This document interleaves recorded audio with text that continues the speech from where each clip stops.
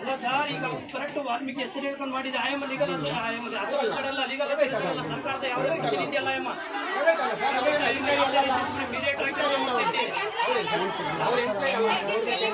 Government ಅಂತ ಇಲ್ಲ ಇರೋದಂತ ಹೇಳ್ತಾರೆ.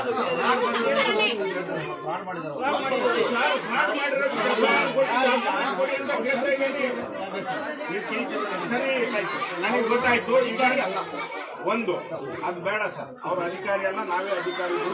ದಯಮಾಡಿ ಯಾರಿಗೆ ಎಷ್ಟು ಅನ್ಯಾಯ ಆಗಿದೆ, ಏನೇನಾಗಿದೆ, ಮೋಸ ಏನಾಗಿದೆ, ದಯಮಾಡಿ ಅದ್ರ ಬಗ್ಗೆ ಕಂಪ್ಲೇಂಟ್ ಕೊಡಿ. ನಾನು ಕೇಸ್ ರಿಜಿಸ್ಟರ್ ಮಾಡಿ ಈಗ ಎಲ್ಲರೂ ಕಂಪ್ಲೇಂಟ್ ಕೊಡಿ. ಮಾತಿಗೆ ಸಂಬಂಧಪಟ್ಟ ಮಾತಾಡಿ ಸರ್, ಬೇಡ ಮಾತಿಗೆ ಸಂಬಂಧಪಟ್ಟ ಮಾತಾಡಿ ಸರ್.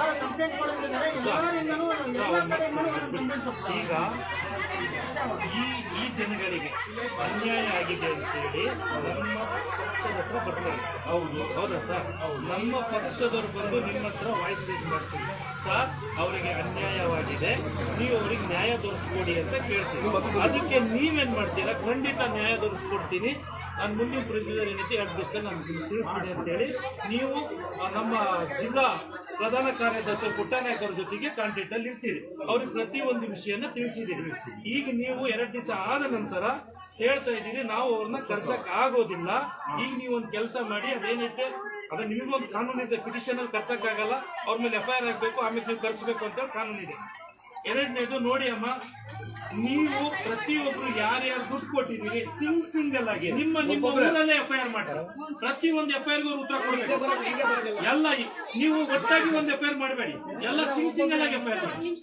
ಒಂದಂತೂ ಸತ್ಯ ಸರ್, ಇಷ್ಟು ಜನದ ಮುಂದೆ ನಾನು ಹೇಳ್ತೀನಿ, KRS ಅವರು ಮಾನಹಾನಿ ಮಾಡಿಲ್ಲ, ನಾವು ಅವಳು ಮಾನಹಾನಿ ಮಾಡಿರೋದು. ಇವ್ರಲ್ಲ, ಇವ್ರು ನಮಗೆ ನ್ಯಾಯ ಕೊಡಿಸ್ಬೇಕಂತ ಬಂದಿದ್ದಾರೆ, ನಾವು ಅವಳು ಮಾನ ಮರ್ಯಾದೆ ತಗ್ದಿರೋದು. ಮೇಡಮ್ ಅವ್ರನ್ನ ಕರೆಸಿ, ಯಾವ ಮಾನಹಾನಿ ಮಾಡಿಲ್ಲ, ಅವ್ರು ನಮಗೆ ನ್ಯಾಯ ಕೊಡಿಸ್ಬೇಕಂತ ಅವ್ರು ಬಂದಿರೋದು.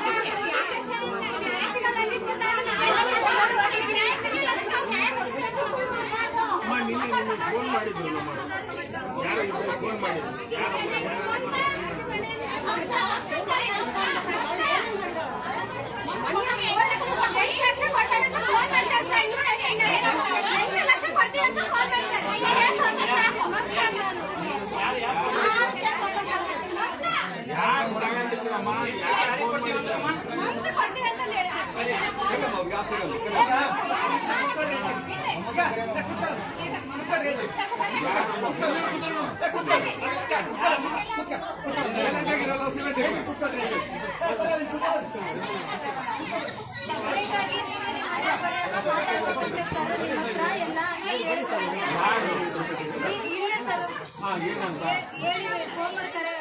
ಕರೆ ಕಳಿಸ್ರಿ ಅಂತ ಹೇಳಿದ್ರಲ್ಲ ಸರ್, ನಿನ್ನೆ ಸಪ್ರೇಟ್ ಆಗಿ ನನ್ಗೆ ಒಬ್ಬಳದಾಗ ತೀರ್ಮಾನ ಆಗಿದ್ರೆ ಸಪ್ರೇಟ್ ಆಗಲ್ಲಮ್ಮ, ನಾವು ಸಪ್ರೇಟ್ ಆಗಿ ಕರ್ಕೊಂಡ್ಬನ್ನಿ ಅಂತ ನೀನು ಹೇಳಲ್ಲ. ಹುಡುಗ ಕೊಡಮ್ಮ, ವಾಯ್ಸ್ ರೆಕಾರ್ಡ್ ಕೊಡಮ್ಮ. ಯಾರು ಮಾತಾಡಿದ್ರಿ?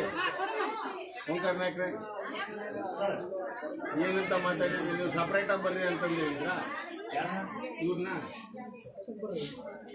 ನಿನ್ನೆ ಬರಕ್ಕೆ ಹೇಳ್ತಾರಮ್ಮ, ಏನು ವಿಚಾರ ಅಂತೇಳಿ ಗಂಡ ನೀವು ಒಬ್ಬರು ಬರ್ರಿ ಅಂತ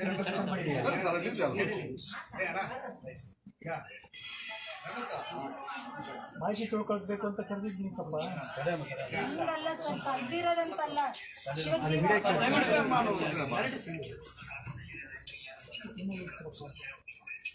ಕ್ರಿಮಿನಲ್ ಆಗ್ಲೇಬೇಕು ಸರ್. ನಾವು ದುಡ್ಡುಗಳು ಹೋಗಿರೋದಂದ್ರೆ ತಡೆಯಮ್ಮ ಅಂತ ಕೇಳಿಸ್ಕೊಳ್ಳಿ. ಇಲ್ಲ ನೀನು